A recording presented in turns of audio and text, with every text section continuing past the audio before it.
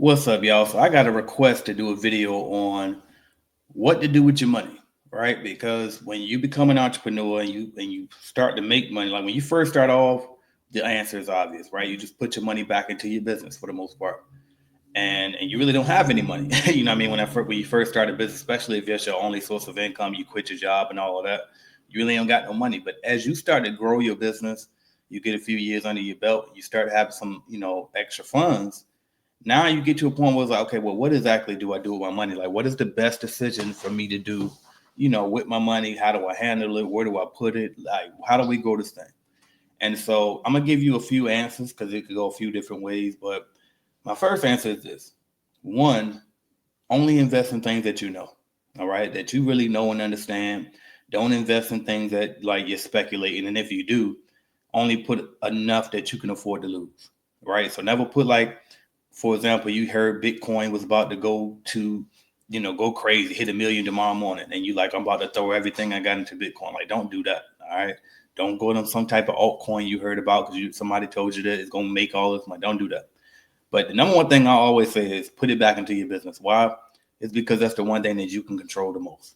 All right. And it's 9 times out of 10, if that's what got you here, then if it got you to this point and it's been growing and you've been doing great and you trust your ability to run it as a boss, as a CEO, as an entrepreneur, you trust your ability to keep going. You don't feel like you're tired yet. Put it back into the business and scale that thing as big as you can scale it. Put majority of it back to your business. All right. The next thing would be, okay, well, now let's get some more passive things going. So, for example, I will put money into real estate. All right. So, find ways like to start slowly but surely investing into long term buy and hold real estate. So, that could be single family homes, it could be multifamily homes, it could be commercial real estate, but some type of property. Right. And the reason why I like real estate is because it's a real, right? So, you can literally physically touch it. And no matter what, even if something go bad, you could just sell the property.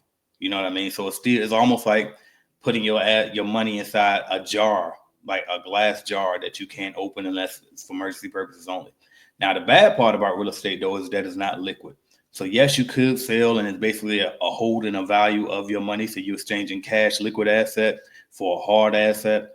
But the problem is it's not liquid. So therefore, you can't just pick a house up and exchange a house for something else, like something that you want to buy, like that, right? You got to actually convert that asset into a liquid asset, and that could take time. And so that's like the main thing. And then not to mention too, if you're going to finance real estate, then it's harder to get into because you gotta have the credit, you gotta have the down payment, you gotta have, a couple of different things. And then depending on how you're gonna invest in it, you might have to do it through your personal name first, and then eventually you can convert it over. So it's a lot of variables that comes along with real estate, but I do still like real estate as a good investment to hold your money long term into, but you got to make sure you maintain your properties as well. All right. So that would be the first thing. The next thing I would say is high yield savings accounts. All right. High yield savings account, it basically just means savings account with very high interest rates. So your regular banks that you used to banking with, they don't always have those high yield savings accounts. So you're probably gonna have to look outside of the main bank that you're doing business with, and you're gonna have to look at different ones. The one that I personally use is Marcus by Goldman Sachs. So it's called Marcus by Goldman Sachs, and they got a pretty high yield interest rate. It's usually around about 4% interest, but they got higher ones out there. The one I use for business is through Shopify.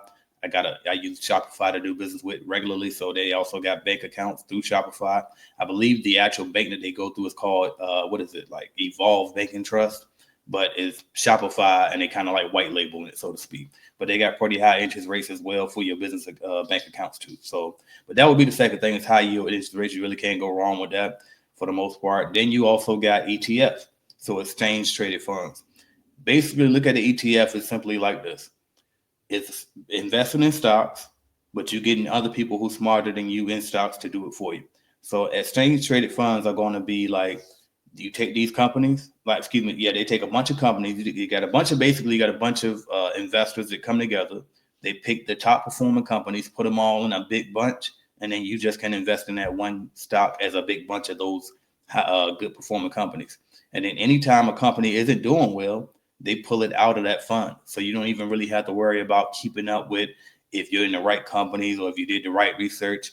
It's already done for you in the ETF. right? So that would be another good source to invest in that I would recommend as well as ETF, exchange traded funds, and you can invest in those in any type of stock market brokerage app.